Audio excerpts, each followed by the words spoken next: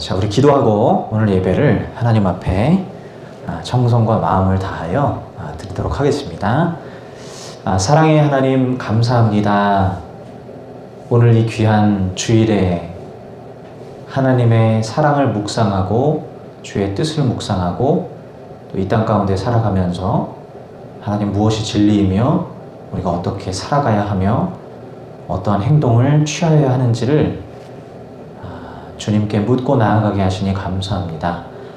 오늘 이 주일 예배가 더 구체적으로 말씀해 오시는 복된 시간이 되게 하시고 우리 모든 성도님들 기쁨 가운데 하나님의 은혜 가운데 자라갈 수 있도록 이 시간을 귀하게 사용하여 주옵소서. 살아계신 하나님을 주목하길 원합니다.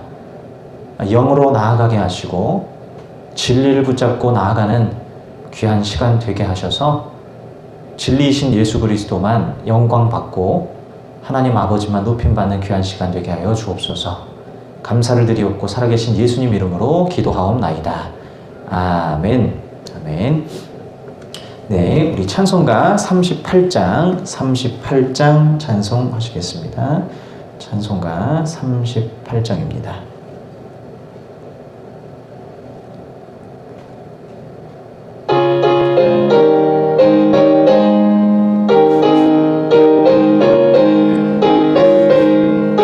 예수 우리 왕이여, 예수 우리 왕이여, 이곳에 오셔서 우리가 왕께 드리는 영광을 받아 주소서. 우리는 주님의 백성, 주님으로 우리 왕이라. 왕이신 예수님 오셔서 정하사 다스리소서. 예수 우리 주시여, 이곳에 오셔서 우리가 주께 드리는 찬양을 받아 주소서. 우리는 주님의 종들, 주님으로 주시라. 주 되신 예수님 오셔서 이 찬양을 받아 주소서. 아멘. 우리 544장 찬송합니다.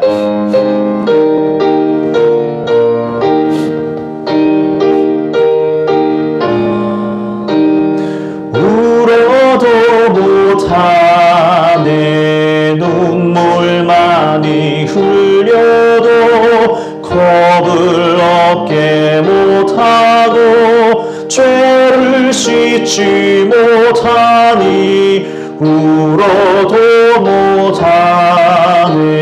십자가에 달려서 예수 고난 당했네. 나를 구원하실리 예수밖에 없네. 힘써도 못하네. 말과 뜻과 행실이 깨끗하고 착해도 다시 나게 못하니. 힘써도 못하네. 십자가에 달려서 예수 고난 당했네. 나를 구원하실리 예수밖에 없네. 참아도 못하네.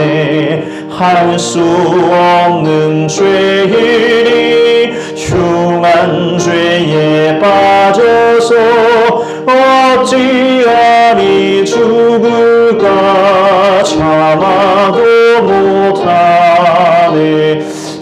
십자가에 달려서 예수 고난 당했네. 나를 구원하시리 예수밖에 없네. 믿으면 되겠네. 주 예수만 믿어서 큰 해를 힘입고 오직 주께 나가면 영원 삶을 얻네. 십자가에 달려서 예수 고난 당했네. 나를 구원하시리 예수가 3절 4절 다시 부릅니다. 참아도 못하네. 할 수 없는 죄일이 흉한 죄에 빠져서 어찌하니 죽을까. 참아도 못하네. 십자가에 달려서 예수 고난 당했네. 나를 구원하시리 예수밖에 없네. 믿으면 되겠네. 주 예수만 믿어서 큰 해를 힘입고 오직 주께 나가면 영원 삶을 얻네. 십자가에 달려서 예수 고난 당했네. 나를 구원하시리 예수밖에 없네. 아멘. 우리 다 같이 자리에 일어서셔서 우리 한 주간 지은 나의 죄악들, 또 하나님 앞에 부끄러운 나의 모습들을 겸손히 그리고 진실하게 주 앞에 고백하는 시간 갖겠습니다. 하나님께서 우리의 고백을 기다리고 계시고 내 영혼의 마음의 문을 두드리고 계시는 줄 믿습니다. 그 주님의 인도하심과 부르심 앞에 응답하며 한 주간에 부족했던 부분들을 상기하고 생각하면서 하나님 앞에 고백하는 귀한 시간 갖겠습니다. 기도하겠습니다. 사랑의 하나님, 감사합니다. 오 하나님 아버지, 오늘 이 시간 주여 주님 뜻을 알기를 간절히 소망합니다. 오 성령님 역사하소서. 주여 불쌍히 여기소서. 주여 나의 영혼이 아버지 하나님 주를 찾기를 갈망합니다. 성령으로 다스리소서. 오 하나님 한 주간 주여 나의 죄악이 주님 아버지 분명히 있음을 압니다. 온갖 걱정과 불안으로 살면서 하나님 아버지 말씀을 조차 살지 못하고 주여 세상 염려, 걱정, 고민과 근심 속에 얼굴이 피지 못한 채 살아갈 때 많았습니다. 사랑을 행하기보다는 나 자신을 사랑하기에 바빴고 천국을 소망하기보다는 이 땅에서의 영광을 소망하길 바랐습니다. 사랑의 하나님, 현실의 벽이 높다 하여서 그 벽 앞에서 아버지 하나님 좌절하며 절망하며 속상해하며 하는 시간들은 많았지만 주님 앞에 나와 믿음으로 전진하고 돌파하고 승리하는 삶을 살지는 못했습니다. 오 하나님 불쌍히 여기셔서 주님 이 시간 예배 통하여 예수 그리스도 붙들고 예수 그리스도 안에 새로워지는 놀라운 역사 이 시간 일어날 줄 믿습니다. 주여 내 심령 안에 모든 죄악들 다 드러나게 하시고 하나님 앞에 고백되게 하소서. 주여 내가 부지 중에 지은 죄악 또한 하나님 앞에 고하게 하시고 주여 모든 순간 흠없고 정결하기를 간절히 바라고 힘쓰는 자 되게 하여 주옵소서. 아버지 하나님, 주님 인생 중에 가장 큰 영광은 바로 예수 그리스도의 가죽을 남기는 영광인 줄 믿습니다. 주님 그러한 삶 살기를 간절히 소망합니다. 모든 순간에 예수님 영광 받게 하시고 나는 철저히 세례 요한처럼 쇠하는 자 되게 하여 주옵소서. 하나님 아버지, 여러 갖가지 불순한 동기들이 많이 있지만 하나님 그곳에 주여 유혹되지 않게 하시고 순수한 동기를 가지고 순수한 마음을 가지고 하나님 신앙 고백하며 믿음 고백하며 세상 중에 살아갈 수 있도록 주여 저를 붙들어 주옵소서. 아버지여 삶의 본이 되지 못하고 덕이 되지 못한 영역들을 주 앞에 회개합니다. 주여 모든 회사 그리고 만나는 모든 사람들에게 기쁨이 되지 못했던 나의 삶을 주여 회개합니다. 불쌍히 여겨주소서. 하나님 긍휼히 여겨주소서. 주여 주 뜻 안에서 사랑하며 살게 하여 주옵소서. 긍휼을 베풀어 주옵소서. 주 예수 그리스도의 거룩하신 이름으로 일어서는 시간 되게 하여 주옵소서.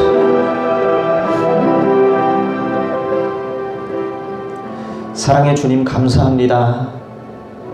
부족한 저희들을 이곳에 불러주시고 하나님 예수 이름 붙들게 하시니 감사합니다. 주님과의 인격적인 관계를 맺기를 소망합니다. 하나님은 그저 딱딱한 동상도 아니고 하루방도 아니고 살아 역사하시며 우리의 마음을 감찰하시는 인격이신 하나님이심을 너무나 잘 알기에 주여 우리의 죄악을 우리의 속 안에 있는 것들을 꺼내놓았사오니 주님 이 시간 우리의 심령 안에 찾아오신 줄 믿습니다. 아버지여 그 안에서 회개하고 돌이켜서 이제 주 뜻대로 살기로 결단하고 무엇보다 우리 주 예수 그리스도를 온전히 의지하는 복되고 귀한 시간 되게 하여 주옵소서. 예수 그리스도 안에서 우리는 새 피조물이 되었고 새로 지은 바 되어서 하나님 뜻 따라 하나님 형상되어 아버지 하나님 살아가는 줄로 믿사오니 주여 거룩하신 섭리 안에서 우리를 변화시켜 주옵소서. 예수 그리스도의 십자가의 은총으로 우리의 심령 안에 더욱더 깊은 사랑이 녹아들게 하시고 그 사랑으로 하나님 주변의 많은 이들을 섬기고 사랑하는 희생하는 자가 되게 하여 주옵소서. 세상에서 누구도 아버지 하나 알아주지 않는다 할지라도 아버지여 오른손이 일할 때 왼손 모르게 하라는 말씀처럼 사람 앞에 영광 구하기보다 주님 예수 그리스도 온전히 의지하며 하늘의 영광만 구하는 자 되게 하여 주옵소서. 진실하고 아버지 하나님 주의 말씀을 따라 살아가는 귀한 인생들 되게 하여 주옵소서. 주님 감사합니다. 오늘도 우리를 죄악에서 구원하시는 우리 구주 예수님 이름으로 기도하옵나이다. 아멘. 아멘. 네, 우리 자리에 앉으셔서 411장 찬송하겠습니다.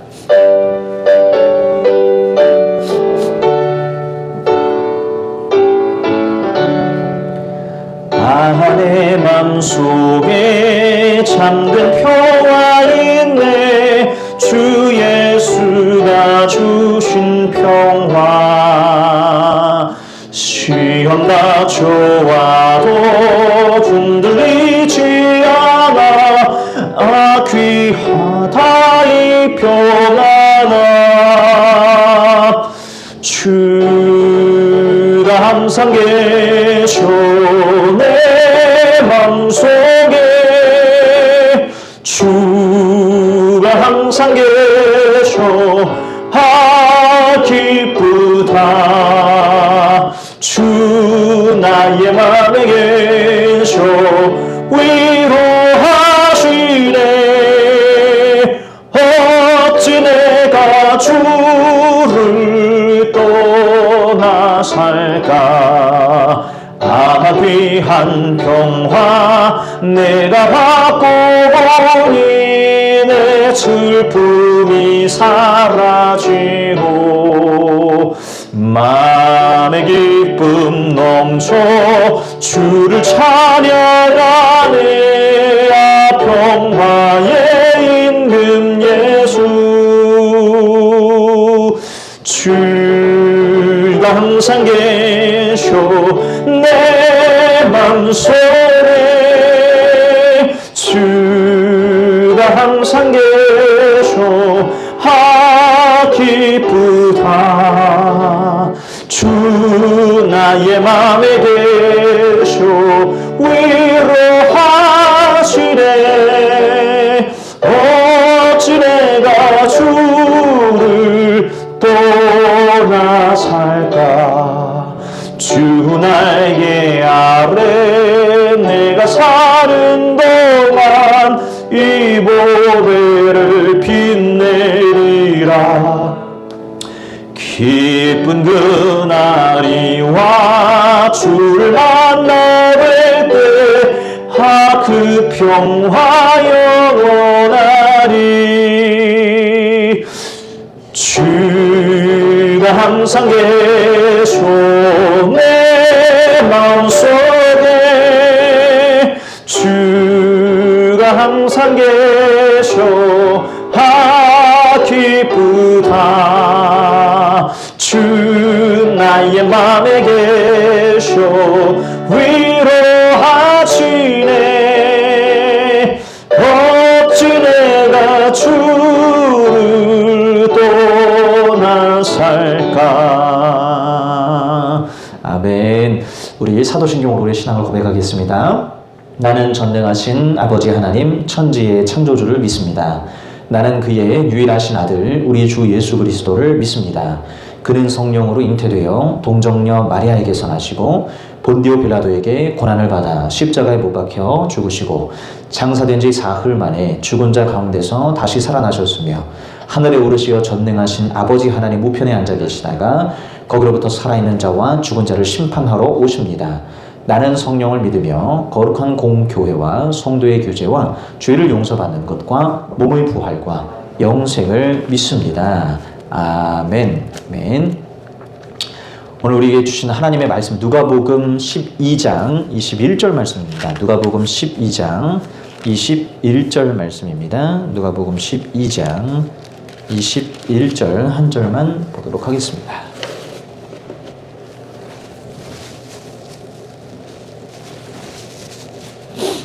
21절 말씀, 네, 새번역 성경으로 읽도록 하겠습니다. 21절 같이 읽겠습니다. 시작. 자기를 위해서는 재물을 쌓아두면서도 하나님께 대하여는 부유하지 못한 사람은 이와 같다. 아멘. 아멘. 네, 오늘 속지 말자라는 제하의 말씀, 우리 함께 또 하나님의 말씀 듣도록 하겠습니다.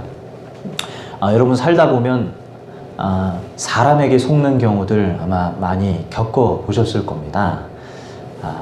예전에 제가 그 택배로 이제 노트북을 한번 이제 구매를 해야 되겠다라고 하고 이제 그 어느 사이트에서 중모 사이트에서 저렴한 가격에 올라온 제품을 한번 꿀템을 한번 득템을 한번 해보자 해가지고 사람도 믿을만하고 학생인 것 같고 또 이렇게 뭔가 때묻지 않아 보이는 그런 목소리, 그리고 되게 뭔가 돈이 되게 급한데 이걸 빨리 처분해야 될 것 같은, 그래서 저렴하게 드린다고 하는 그런 말에 제가 이제 혹해가지고 덥석 제가 60만 원이라는 금액을 입금을 한 적이 있었습니다.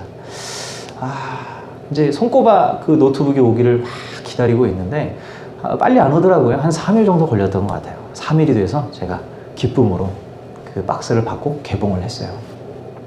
뭔가 개봉을 하는데 뭔가 이상하게 가볍다라는 느낌이 들길래 흔들어 보니까 뭐가 있긴 있어서 노트북이 왔구나, 너무 감사하다 하는 마음으로 개봉을 딱 했는데 거기에 칸초가 과자 꽉이 들어있는 과자 칸초 2개가 거기 들어있는, 그래서 제가 너무 황당한 일을 겪고서 그 칸초를 던져버렸던 기억이 있습니다. 아니 그냥 빈 박스로 보낼 것이지 사기를 치려면 왜 칸초를 넣어가지고 사람 비참하게 만드나, 뭐 이런 생각이 들면서 과자나 먹고 떨어지라 뭐 이런 건가. 그래서 과자를 그냥 그 자리에서 그냥 내동댕이 쳐버리고 그 사람한테 막 연락을 했더니 또 전화를 받아요, 이 사람이. 그래서 이게 뭐 하는 짓이냐 라고 했더니 죄송하대요, 돈이 없어서 그랬대요. 어쩔 수가 없다고, 죄송하다고 딱 전화를 끊는 거예요. 그래서 이 고등학생이 이게 참 너무한다 싶어가지고 제가 계속 전화했는데 그때부터 이제 전화를 안 받더라고요. 그래서 제가 문자로 이제 이러쿵저러쿵, 물론 뭐 전화가 차단돼서 문자가 보였을지 모르겠지만 문자로 장문의 문자를 막 보내면서 실랑이를 벌였던 기억이 있습니다. 참 그런 일을 한번 겪으면은 참 사람은 믿어서는 안 되겠다라는 생각을 이제 하게 되죠. 사실 이게 굉장히 작은 일입니다. 이제 이런 부분들은 다 누구나 있을 거예요. 그런데 이제 점점 이제 액수가 커지거나 혹은 뭐 본인이 하려고 하는 사업에 대한 것들이 이제 계획이 크거나 할 때는 그때 그때 이제 사기를 당하거나 혹은 속임을 당하게 됐을 때는 이제 얘기가 달라지는 거예요. 부동산 관련해서 그런 일을 당하거나 혹은 믿었던 사람에게 뭔가 투자를 했는데 거기서 배반을 당했을 때는 야, 어른들이 그런 일들을 많이 겪고서 우리에게 해주는 말 가운데 사람 절대 믿으면 안 된다. 특히 돈 거래할 때는 꼼꼼하게 체크하고 믿음으로 그냥 그렇게 하는 거는 이제 위험하다. 이런 얘기들을 이제 젊은 사람들에게 많이 얘기를 해주시는데 다 경험에서 비롯되신 거죠. 돈 앞에 결국에는 꼼짝 못하는 게 인간이기 때문에 아무리 가까웠던 사람이라도 아무리 친했던 사람이라도 그 사람 믿고 그냥 덥석 내 재산의 일부를 넘겨주었다가는 결국엔 갚아주지도 않고 관계는 깨지는 이런 일들도 정말 많이 겪는 것입니다. 정말 화나는 일이에요. 이런 일들은 있어서는 안 되는 일이죠. 열심히 붕어빵 팔아서 그렇게 해서 모은 내 수천만 원이라는 돈을 한순간에 날려버리는 그런 일들을 겪으신 한 분은 평생 분노 가운데 그 사람을 생각하면 너무 분하고 억울해서 그 분함 가운데 살아가는 그런 모습도 제가 본 적이 있었습니다. 그만큼 조심해야 되는 것이 바로 이 사람 믿는 것이라고 우리가 그렇게 인지하고 그렇게 살아가죠. 자, 그런데 제가 오늘 드리고 싶은 말씀은 우리가 사람을 믿는 것을 이렇게 경계를 하는데 하물며 사람보다 더 우리를 쉽게 속이는 것이 있다라고 하는 거예요. 그런 것이 있다면 더 우리가 경계를 해야 되지 않겠느냐 하는 것입니다. 바로 그게 무엇이냐? 오늘 제가 드리고 싶은 말씀은 바로 사람, 어느 개인이 아니라 이 세상이 우리를 속인다는 거예요. 세상이 우리를 속이는 부분에 대해서 오늘 본문은 우리에게 이야기를 하고 있습니다. 자, 누가복음 12장 13절부터 21절까지의 말씀이 오늘 본문 결론이 담겨져 있는 단락인데, 자, 우리가 한번 읽어보면 좋겠습니다. 누가복음 12장 13절부터 한번 제가 읽을 테니까 한번 눈으로 쭉 따라오시면 감사하겠습니다. 무리 가운데서 어떤 사람이 예수께 말하였다. 선생님, 내 형제에게 명해서 유산을 나누라고 해주십시오. 예수께서 그에게 말씀하셨다. 이 사람아, 누가 나를 너희의 재판관이나 분배인으로 세웠느냐? 그리고 그 사람들에게 말씀하셨다. 너희는 조심하여 온갖 탐욕을 멀리하여라. 재산이 차고 넘치더라도 사람의 생명은 거기에 달려있지 않다. 그리고 그들에게 비유를 하나 말씀하셨다. 어떤 부자가 밭에서 많은 소출을 거두었다. 그래서 그는 속으로 내 소출을 쌓아둘 곳이 없으니 어떻게 할까 하고 궁리하였다. 그는 혼자 말하였다. 이렇게 해야겠다. 내 곳간을 헐고 더 크게 짓고 내 곡식과 물건들을 다 거기에다 쌓아두겠다. 그리고 내 영혼에게 말하겠다. 영혼아, 여러 해 동안 쓸 많은 물건을 쌓아두었으니 너는 마음 놓고 먹고 마시고 즐겨라. 그러나 하나님께서 말씀하셨다. 어리석은 사람아, 오늘 밤에 내 영혼을 내게서 도로 찾을 것이다. 그러면 네가 장만한 것들이 다 누구의 것이 되겠느냐? 자기를 위해서는 재물을 쌓아두면서도 하나님께 대하여는 부유하지 못한 사람은 이와 같다. 자, 이 본문이 바로 오늘 세상의 속임에 대해서 우리에게 말해주고 있는 본문입니다. 자, 예수를 따르던 무리 중 한 사람이 뭔가 억울한 일을 당한 상황이에요. 이제 형과 이제 부모로부터 받는 유산을 이제 나눠서 받게 되어 있었던 모양인 것 같습니다. 그런데 짐작컨대 이 말들 가운데서 수많은 사람들 앞에서 그 억울함을 뭔가 이렇게 표하는 것으로 미루어 볼 건데 아마 형이 더 많은 금액들을 가져갔던 것 같아요. 착복해 간 것입니다. 근데 형이 힘이 있기 때문에 본인이 어떻게 할 수가 없어서 이 억울함에 뭔가 눌려있는 사람이 예수님을 만나 자신의 이 문제를 예수님께 고하며 해결해달라고 부탁드리는 부분이에요. 형과 유산을 나누게 하소서. 형이 다 가져갔습니다. 이렇게 얘기하는데 예수님께서 별로 좋게 말씀하지 않으시죠. 자, 여기서 우리가 눈여겨봐야 될 대목이 뭐냐면 이 사람은요, 형이 공평하게 가져가는 상황에서 나에게 좀 더 달라고 내가 더 가질 수 있도록 그렇게 해달라는 부탁이 아니었어요. 그렇죠?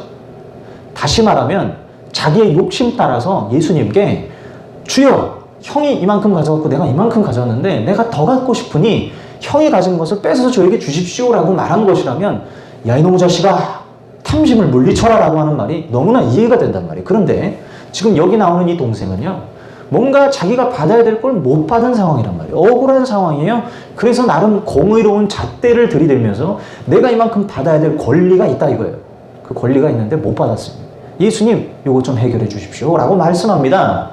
자, 그러면 우리 정서라면 예수님께서 나는 그런 일을 하러 온 것이 아니니 그거는 저 세상 재판장에게나 가서 그걸 따져 묻고 그렇게 받아라 라고 예수님 말씀하셨을 수도 있겠다 싶어요. 그런데 오늘 예수님은 그렇게 말씀하시는 게 아니라 탐심을 물리치라 그래요. 그리고 생명이 여기에서 나는 게 아니라 이렇게 말씀하신단 말이에요. 도대체 이 동생에게 무슨 탐심이 있었냐는 거예요. 이게 주 포인트입니다. 자, 여러분, 우리는 억울한 일 당하면 그걸 어떻게든 해결하고 내가 받아야 될 것들은 받아야 되는 것이 하나님의 뜻이라고 생각을 할 때가 있어요. 그런데 주님은 의외로 그것을 너무나도 어처구니 없게 탐심이라고 말씀하신단 말이에요. 사람이 욕심을 부리는 게 티가 나는 경우가 있고요, 티가 안 나는 경우가 있습니다. 티가 나는 경우는 객관적으로 누가 보더라도 저 사람이 많이 가지려고 하는 거예요. 피자가 8조각이 있는데 한 조각씩 먹어야 되는데 자기는 2조각 먹으려고 할 때 엄연히 욕심이라는 게 객관적으로 드러나는 거지만, 남이 피자 안 먹을 걸 기다리고 있다가 혹시 안 먹으면 내가 저거 먹어야지 하는 건 드러나지 않는 욕심이란 말이에요. 그렇죠? 그런 식으로 우리가 욕심을, 탐심을 품을 때가 있다라는 거예요. 여기 나오는 이 동생이 바로 이와 같은 경우예요. 형이 가져야 될 유산이 나보다 더 많이 가져갔고 뭔가 불이하게 더 많이 작복했단 말이에요. 이거를 해결을 해야 된다라고 하는 이 집착, 가만히 들여다보면 동생 안에 이 재물에 대한 욕구가 굉장히 강하다라는 것을 어쩌면 예수님께서 간파하신 것 같습니다. 저는 이 말씀을 이렇게 묵상을 하는데 부자 청년에 대한 어떤 기사가 떠올랐습니다. 그 부자 청년은요, 예수님께 나왔을 때 천국을 가고 싶어 했어요. 천국을 소유하고 싶어서 천국 어떻게 갈 수 있습니까? 라고 물어봤단 말이에요. 그런데 예수님은 어이없게도 수많은 것들 가운데 그 가진 재산을 가지고 지적을 하시면서 이거 다 팔아가지고 그 금액으로 가난한 자들 나눠주고 오라고 말씀하시는 거예요. 이런 어처구니 없는 요구를 받았을 때 그게 만약에 천국 가는 길이라면 저는 못 가겠습니다 라고 말하는 게 부자 청년의 비극적인 결말입니다. 그러면서 예수님께서 그 자에게 적어도 지금 상황에선 저 자는 천국에 갈 수 없다는 맥락으로 말씀을 하신단 말이에요. 왜 천국에 가고 싶어하는 사람들에게 그 부자 청년에게 재물에 대한 이야기를 하셨을까? 그 부자 청년은 바로 재물에 마음이 가 있다는 걸 예수님이 간파하신 거예요. 동일한 겁니다. 형과 유산을 나누게 하시고 겉으로는 뭔가 정의롭고 공의로운 잣대로 억울함을 호소하는 것 같지만 그 내면 안에는 이 동생 안에 돈을 갖고 싶어하고 이 돈을 사랑하는 마음이 있다는 걸 예수님 보신 거예요. 그러면서 중요한 말씀하시는 게 뭐냐면 생명, 성경에서 말하는 생명이라는 건 인간이 정말 제대로 하나님 뜻대로 하나님이 디자인하신 온전한 형상대로 살아가는 모습이 되는 것을 생명이라고 말하죠.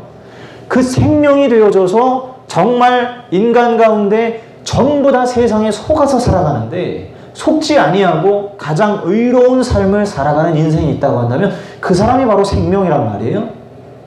이 생명이 되는 길은 그 돈에 있지 않다.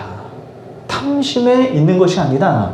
네가 아무리 많은 재산들을 가지고 그걸 누리고 내가 평생을 이걸 가지고 살아도 원이 없다. 나는 정말 여기 있는 걸로 족하다. 이렇게 말할 정도로 예를 들면 오늘날로 말하면 한 달에 내가 막 1,000만 원씩 써도 평생 먹고 살기에 부족함 없을 만큼 그렇게 쌓아놓는다 할지라도 예수님은 한결같이 말씀하시는 거예요. 생명이 거기에서 나는 것이 아니다. 세상은 우리를 속인단 말이에요. 생명이 거기 있다고 말해요. 그래서 우리가 계속 앞으로 뭐 먹고 살아야 되나 이 고민하게 만들어요.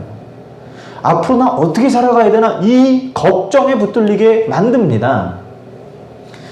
제가 최근에 이 신앙과 돈이라고 하는 주제로 정말 많은 고민들을 하고 있어요. 이 물질 만능주의가 굉장히 강력한 세계 속에 우리가 살고 있거든요. 주변에 많은 사람들이 그런 말을 해요. 돈이면 다 된다. 돈으로 할 수 있는 게 너무나도 많은 세상이 된 거예요. 그러니까 돈을 어떻게든 가지려고 하는 거죠. 서울의 집값이 막 폭등하고 있잖아요. 지금 뭐 거래할 수 있는 매물 자체가 또 없어요. 이동이 안 된다고 합니다. 부동산 거래가 일어나지를 않아요. 그러니까 뭐 어디 옮기려고 하면 집값이 너무 비싸니까 다들 그냥 눌러 앉아 있는 상황이라고 하더라고요. 그러니까 이제 뭐 매물은 더 가격은 올라갈 수밖에 없겠죠. 품귀 현상이 일어나니까. 이런 상황에서 뭐 가격 뭐 기본적으로 서울에 있는 아파트 7억 이상 다 올라가 있는 상황에서 야, 이 젊은이들 이제 결혼을 앞두고 있는 사람들은 정말 고민이 많을 것 같아요. 어떻게 이게 살아야 되나? 이 돈을 어떻게 이걸 구해야 되나? 정말 미래에 대해서 아주 깜깜합니다. 그래서 돈을 가져야 된다라고 하는, 돈을 어떻게든 얻어야 된다라고 하는, 돈을 어떻게든 벌어야 된다라고 하는 이 마음, 모아야 된다라고 하는 이 마음이 극대화되는 시대 속에 살고 있어요. 왜? 모아야 서울에 있는 그래도 괜찮은 데 들어가서 그걸 통해서 계속해서 또 여유 있는 삶을 계속 살아갈 수가 있고, 서울에 있는 아파트라도 하나 사놓으면 계속해서 어쨌든 올라갈 것을 우리가 또 앞전에 봐왔고 또 기대가 또 되고, 당장 뭐 이 가격이 내려가겠느냐 뭐 이러면서 결국엔 그쪽으로 마음이 가 있는 상황입니다. 자, 그러면 부자가 돼서 내 수중에 10억이 들어와 있어요. 그래서 갈 수 있는 데가 너무나도 많고 아주 그냥 흐드러지게 내가 하고 싶은 거 하고 살 수 있는 여건이 됐다고 칩시다. 여러분, 절대 그게 행복을 주는 게 아니에요. 제가 아는 한 그 분은 며칠 전에 제 대화를 좀 나눈 분이 있었는데, 떡볶이 장사를 하시는 분입니다. 이분이 한 달에 300만 원 정도를 이제 버셨던 분이셨어요. 근데 코로나가 터지면서 이제 배달로 이제 방향을 바꾸면서 배달이 엄청나게 요즘 잘 되잖아요. 10배가 매출이 올랐대요. 그러니까 3천만 원을 버신다는 거예요, 한 달에. 그래서 그게 순수익입니까? 물었더니 순수익이 3천이라는 거예요. 한 달에 3천만 원씩 자기 통장에 들어온대요. 물론 그만큼 일이 많아졌죠. 배달을 해야 되니까 막 100개 이상 하루에 만들어내야 되니까. 그래서 알바도 고용해가지고 쓰고 해도 뭐 돈이 뭐 엄청나게 남으니까 벤츠도 하나 새로 뽑았고, 집도 좋은 데로 옮겼고, 자녀들을 고액과외 시키고, 그냥 돈이 막 계속 막 넘쳐나니까 그냥 막 쓰는 거예요. 막 쓰는 재미로 막 산다는데, 제가 물었어요. 그러면은 그 예전에 300 버실 때보다 지금 훨씬 행복하시겠다고 그렇게 물었더니 그건 잘 모르겠대. 그냥 쓰는 재미로 사는 것 같다고. 뭔가 새로운 어떤 문물들, 어떤 새로운 물건들, 새로운 어떤 그런 아이템들을 살 때마다의 오는 기쁨은 있죠. 그 재미로 산다는 거예요. 근데 그게 뭐 얼마나 가냐는 거죠. 그게 영원한 것이면 난 행복하다라고 말할 수가 있겠죠. 그런데 이 돈이 주는 행복, 돈이 주는 힘이 나에게 주는 그 만족감은, 글쎄요, 제가 예전에 300만 원 벌 때보다 여유는 생겼지만 행복하다고 말하기는 좀 어려운 것 같다라고 말씀을 하시더라고요. 물론 일이 굉장히 바빠져서 왼종일 일만 하시는 상황이셔서 그렇게 말씀하셨을는지도 모르겠지만, 제가 상상력을 동원해 보건대 하루에 6시간만 일하고 나머지 시간 여가생활 누린다 하더라도 돈이 많다고, 그리고 내 삶이 아주 풍족하다고 해서 내가 평생을 기쁘게 살 것인가? 그거는 아닌 것 같더라고요. 생각을 하고 고민을 하고 묵상을 해보면 해올수록 저는 이 말씀이 너무 와닿아요. 예수님께서 하신 말씀. 탐심을 물리쳐라. 그 재물이 많은 곳에서 너의 생명을 얻을 수 있는 게 아니다. 영원한 건 없어요. 우리가 당장 엄청 기쁜 일을 겪어도 이 기쁨이 오래가지 않아요. 영원한 기쁨은 없습니다. 영원한 기쁨은 오직 예수 그리스도께만 있고, 하나님과의 그 관계 안에서 누려지는 천국 생명, 이 안에서 우리가 감사와 기쁨이 평생 동안 흔들리지 않게 있을 수가 있고요. 순간순간 다가오는 고통과 신음과 그 어려움들 가운데서도 극복할 수 있도록 이내 내 안에 계신 그리스도께서 힘을 주신단 말이에요. 그걸 극복할 능력을 주신단 말이에요. 시험을 통과할 수 있는 역사를 해주신단 말이죠. 이것이 진정한 생명이라는 것을 우리가 반드시 깨달아 알아야 하는 것입니다.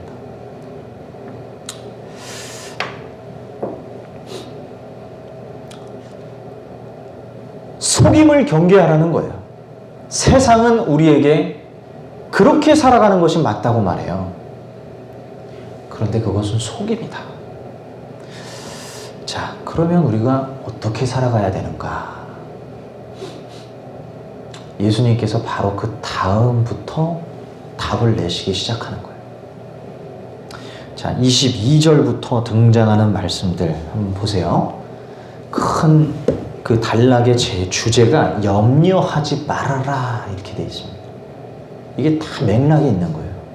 그죠? 염려하지 말아라. 자, 지금 사람들이요, 왜 그렇게 돈하고 왜 그렇게 자기 걸 가지려고 하냐면 염려 때문이에요. 걱정 때문이에요. 그런데 염려를 버리지 않으면 거기서부터 절대 자유할 수가 없음을 예수님이 정확하게 아시고 네 속에 있는 염려를 버리라고 말씀하시는데 여러 가지 말씀들을 하십니다. 자, 뭘 먹을까, 뭘 입을까 걱정하지 말아라고 하시면서 두 가지가 등장해요. 까마귀와 그리고 백합화가 등장해요. 까마귀는 평생 굶어 죽는 일이 없다는 거예요.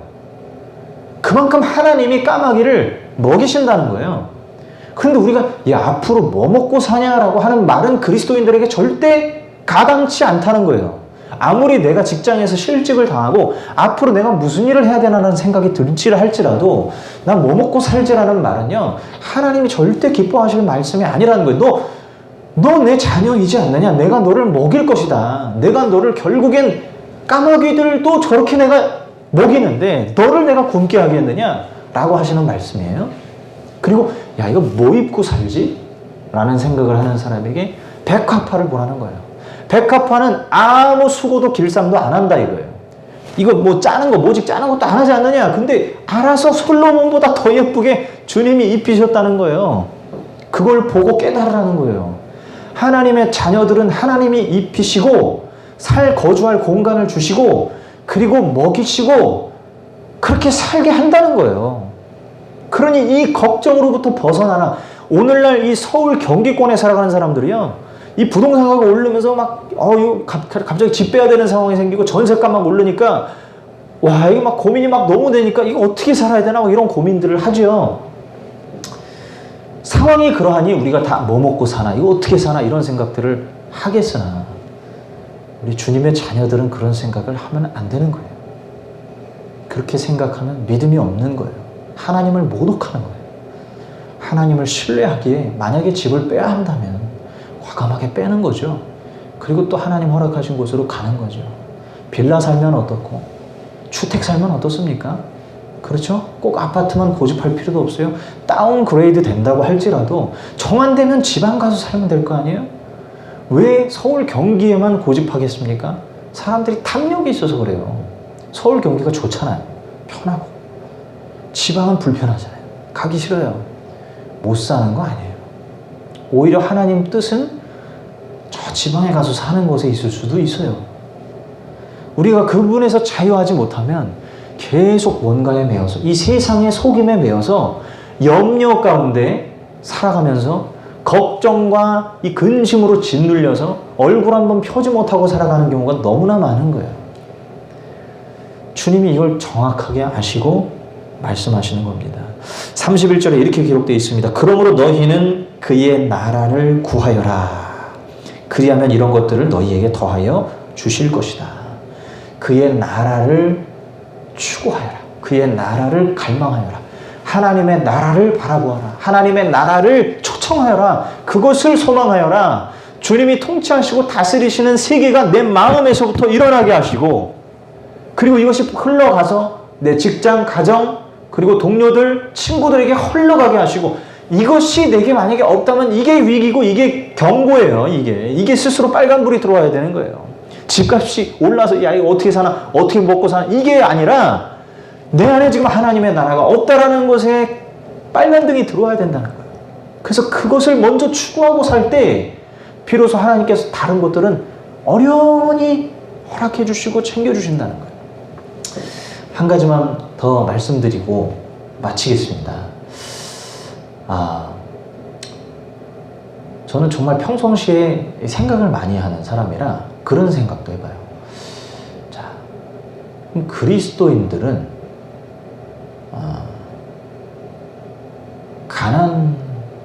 가난하게 살아야 하는가? 뭐 이런 생각들을 제가 해보게 되거든요. 그런데 결론적으로 하나님을 잘 믿는 사람들은요, 저는 게으르게 살 수 없다고 생각해요. 왜? 하나님이 주신 생명이고 인생인데 어떻게 인생을 허비하며 살겠어요? 쓸데없는데 허비하며 살 수가 없어요. 그거는 믿지 않기 때문에, 그걸 하나님과 생명의 관계가 맺어져 있지 않기 때문에 그렇게 흥청망청 사는 거예요. 하나님 앞에서 내 인생의 조명이 새롭게 되면 인생을 열심히 살지 않을 수가 없단 말이에요. 게을러질 수가 없다는 거예요. 성실하게 살면요, 뭐라도 하게 되어 있어요. 그럼 사람이 움직이게 되면 어떻게 되겠어요? 자연스럽게 수입이 생겨요. 수입이 안 생기는 사람들의 대부분의 특징은 탱자탱자 놀아서 그래요. 맨날 쓰고요. 근데 성실하게 일하는 사람은 무슨 일을 하더라도 모이더라고요. 가난하게 살지 않아요. 수입이 생기니까. 자, 그렇기 때문에 제 지론은 그거예요. 신앙생활 제대로 하면 절대 가난뱅이가 돼서 살 수가 없다. 이건 무슨 말이냐면, 우리가 부자 되기 위해서 열심히 살아야 된다는 말이랑 완전히 다른 말이에요. 신앙생활 열심히 하는 사람은 열심히 살기에 자연스럽게 들어오는 돈이 있어서 이 돈이 어떻게 되냐면 은혜로 주어지게 되는 거예요. 어떤 사람은 돈을 벌기 위해 돈에 집착하며 계산하면서 내가 이걸 더 벌기 위해서 일을 돈에 맞추죠. 거의 대부분 그렇게 살 거예요. 그럼 뭐가 우선이겠어요? 돈이 우선이죠. 돈에 따라가는 인생이 되고 돈의 노예가 되는 겁니다. 그런데 신앙이 우선이 돼서 하나님 앞에 나의 삶의 태도를 점검하고 결정하고 나아가다 보면 일이 주어지게 되고 그 일로 인해서 돈은 자연스럽게 내게 들어온단 말이에요. 그럼 돈에 대한 집착이 아니라 이건 내가 하나님 앞에서의 선한 태도로 살아가는 거예요. 그러니까 이 돈은 내가 집착 따라가야 될 대상이 아니라 날 따라오게 되는 거예요, 이 돈이. 그러면 쓸 때 어떻게 되겠어요? 거기에 매이지 않는. 부자가 더 궁색한 경우들을 정말 많이 보거든요. 돈 많은 사람들이 돈을 더 안 쓰려고 그래요. 다 그래서 그래요. 돈 따라가고 있는 거예요. 남들과 비교하면서, 야, 내가 예를 들면 수중에 한 5억이 있는데, 야, 이거 100만 원, 이거 아까워해요. 되게 아까워해요. 아니, 5억 있는 사람이 뭘 100만 원을 아까워하나? 이렇게 생각이 들지만, 돈을 따라가고 그 돈을 맨날 계산하고 생각하는 사람들은요, 이 100만 원 때문에 내가 못하는 걸 막 생각하면서 아까워해요. 그걸 막 그냥 버리질 못하더라고요. 돈을 따라 사는 인생은 그렇게 되는 거예요. 그러나 하나님 앞에 내 인생의 태도를 결정하고 주의 나라를 구하는 자는 오히려 내가 가진 것에서 자유할 수 있고 기꺼이 나누고 베풀고 쓰며 살 수 있게 되는, 그러니까 나를 위해서 쓰는 것이 아니라 남을 위해서 쓸 수도 있게 되어지는 배포가 넓은 사람이 될 수 있겠죠. 자, 주님이 그런 삶을 살라고 하시는 것 같아요. 우리 그리스도인들에게 걱정은 내게 맡기고 너는 내가 먹이고 입힐 것이니 너는 내 앞에서 마땅한 태도로 너의 사명을 따라 소명을 따라 부르심을 따라 살아가고, 그렇게 내 앞에서 바른 태도로 살아간다면, 주님의 나라를 추구하며 살아간다면 주변 많은 사람들에게 선한 영향력을 끼치게 하나님이 하신다는 거죠.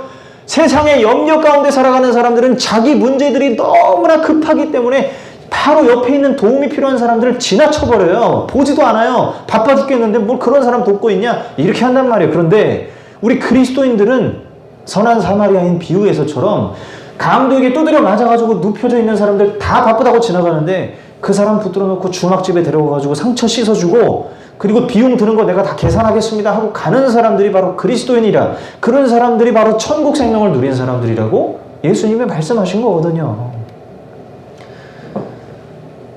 성경을 그렇게 보면 답이 나오는 거예요. 아, 인생은 이렇게 살아야 되겠구나.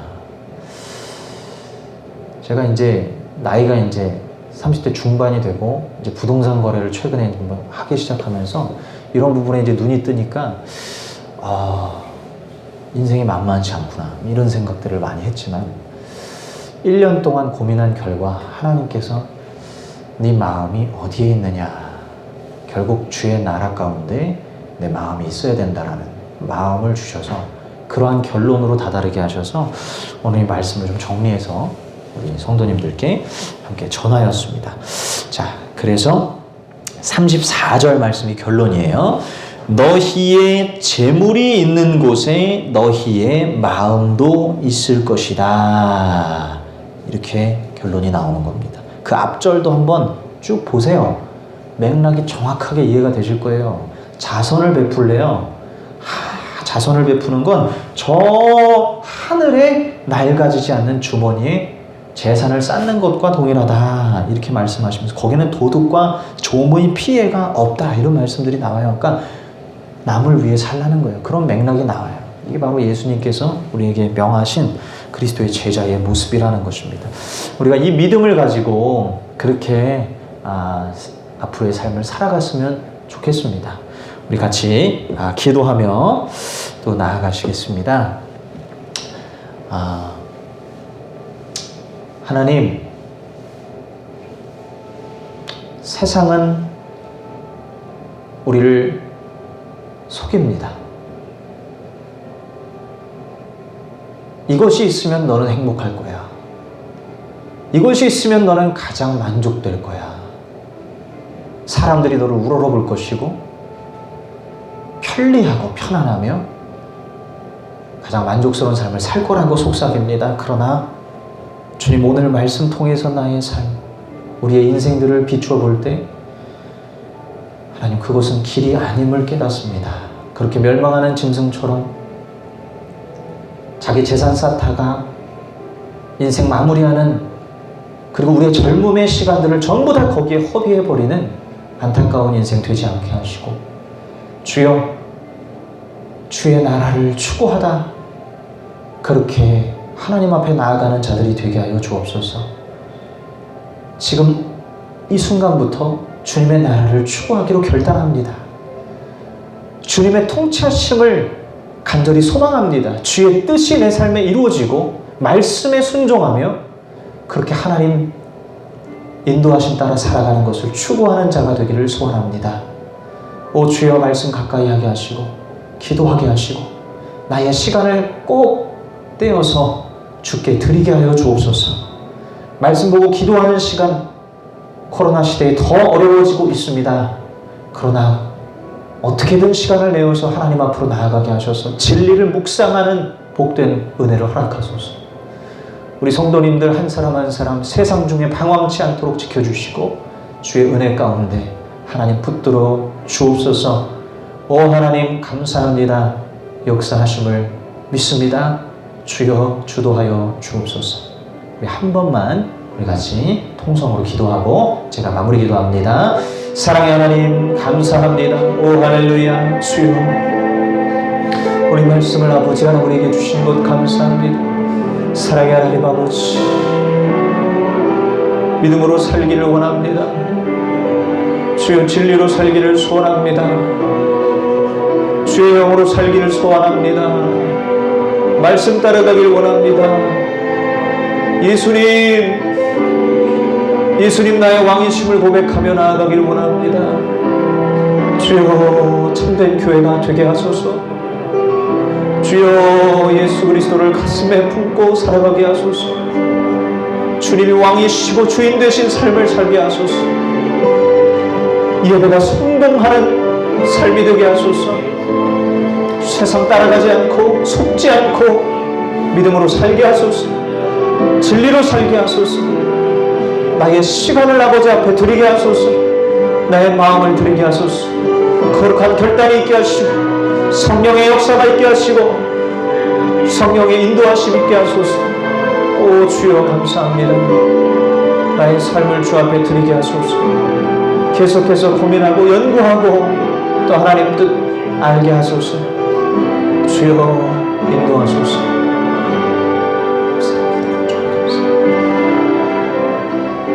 사랑의 주님 감사합니다. 오늘도 귀한 말씀 주시고 우리가 참된 예배 드리게 하시니 감사합니다. 예배의 성공자 되게 하소서. 주님과의 관계에 아버지 하나님 성공하는 자가 되게 하소서. 하나님 나라가 내 심령 안에 그리고 나의 주변으로 흘러가게 하여 주옵소서. 주의 나라를 먼저 추구하는 자 되게 하셔서 날마다 주님과 동행하는 축복이 있게 하시고 아버지여 세상의 속임을 그 빗장을 비껴내고 이겨내고 하나님 아버지 그 모든 빗발치는 공격들 불화살을 이겨내고 믿음의 방패와 구원의 투구로 말씀의 검으로 복음의 신을 신고 나아갈 수 있도록 인도하여 주옵소서. 우리 성도님 한 분 한 분 기억하시고 주 예수 그리스도로 옷 입고 날마다 진리로 무장하여 살게 하셔서 하나님 악한 원수마귀의 세상 속임과 공격들 가운데 기꺼이 군사로 승리할 수 있도록 인도하여 주옵소서. 감사를 드리오며 예수님의 이름으로 기도합니다. 아멘. 아멘. 네, 우리 찬송가 384장 찬송합니다.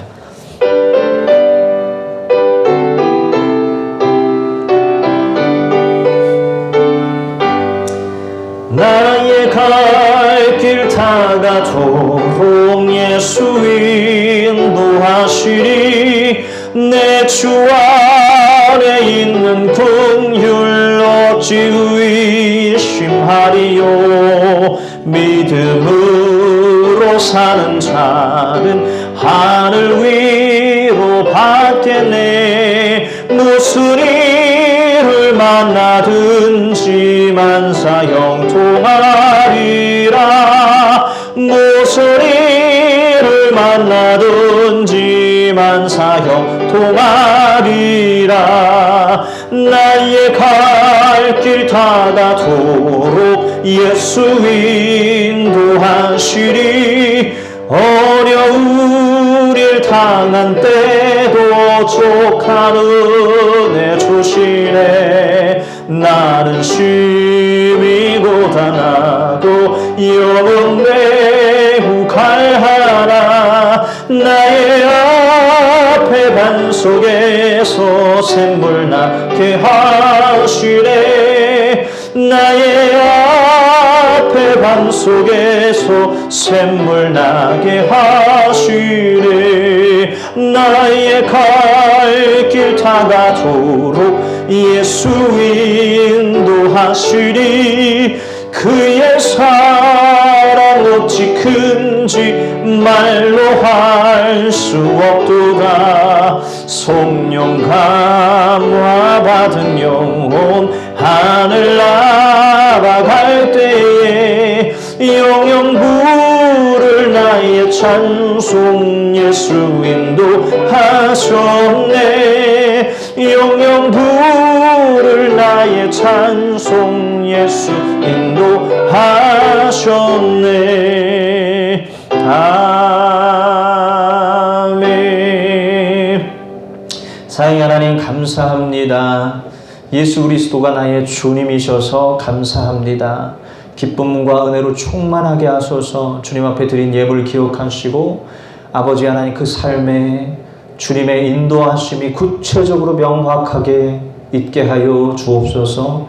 주님이 항상 함께 나와 동행하고 계셨음을 깨달아 알게 하시고 주여 영적인 눈이 뜨여져서 주여 예수 그리스도 안에 내가 있고 내가 예수 안에 있는 귀한 영적 결합이 우리 안에 이미 이루어진 사실을 깨달아 알게 하여 주옵소서. 진정한 구원에 복된 아버지 소식이 우리 안에 들려져 그것을 나누고 전하며 수많은 영혼들 만나는 모든 이들에게 예수를 증거하는 귀한 인생 되게 하시고 가까이 있는 이들부터 먼저 기도의 제목들 되게 하셔서 그들을 위하여 기도하는 것을 포기하지 않고 끝까지 부르짖으며 그 영혼을 불쌍히 여기는 마음으로 기도하며 하나님의 은혜를 구하는 자들 되게 하여 주옵소서. 삶의 앞길, 삶의 모든 걱정거리들, 먹고 사는 문제, 그것을 먼저 구하는 자가 되지 말라고 하신 이 말씀 기억하게 하셔서 주의 나라가 온전히 우리 소망 되게 하여 주옵소서. 감사합니다. 한 주간의 삶 또한 믿음으로 살 수 있도록, 예수로 살 수 있도록 은혜 더하여 주옵소서. 감사를 드리오며 예수님 이름으로 기도하옵나이다. 아멘. 아멘. 네, 광고하겠습니다. 이제 수요일 날 저희 모여서 제 이름을 정했습니다. 뭐 코로나 어쩌고 저쩌고. 그냥 이렇게 졌어요. 코로나 중보기도회. 코로나 중보기도회. 그냥 뭐 딱 들어도 아시겠죠? 뭐 코로나를 위한 건 아니지만 코로나 시대에 어쨌든 모여서 기도하자 뭐 이런 모임입니다. 그래서 코로나 중보기도회 이렇게 명명을 했고요. 수요일 날 일단 시간은 뭐 유동적이긴 하지만 저번 주에 저희가 5시 반에 모였나요? 네, 동일하게 5시 반에 일단은 모이는 걸로 그렇게 하겠고, 우리 소연자매님도 시간이 꼭 되시면 한번 오셔서 같이 또 기도했으면 좋겠습니다. 제가 생각하는 게 뭐냐면 주일날은 좀 말씀 중심으로 이렇게 좀 가고 기도는 수요일날 좀 몰아서 이렇게 좀 해야 되겠다. 그래서 말씀은 주일날 좀 많이 듣고 기도는 수요일날 쫙 중보기도 제목들 가지고 제가 좀 말이 많았습니다. 그때 이제 기도 제목을 너무 많이 제가 제 가까이 있는 그분이 피드백을 아주 강력하게 말을 좀 줄이세요 라고 해주셔가지고 아니 무슨 기도 제목이 무슨 설교입니까? 해가지고 제가 기도 제목을 조금 더 이렇게 좀 이렇게 컴팩트하게 그렇게 좀 할 테니까요. 기도하는 시간을 좀 많이 늘려가지고 그렇게 하면 좋겠습니다. 네, 광고는 여기까지 하고요. 자, 그럼 우리 430장 우리 일어서셔서 1절, 2절만 찬송하고 축도로 마치겠습니다.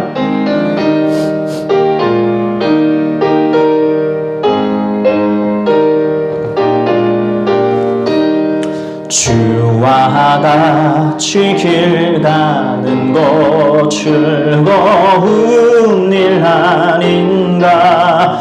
우리 주님 걸어가신 발자취를 밟겠네. 한 걸음 한 걸음 주 예수와 함께 날마다 날마다 우리 걸어가리. 어린아이 같은 우리 미련하고 약하나 주의 손에 이끌리어 생명길로 가겠네. 한 걸음 한 걸음 주 예수와 함께 날마다 날마다 우리 걸어가리.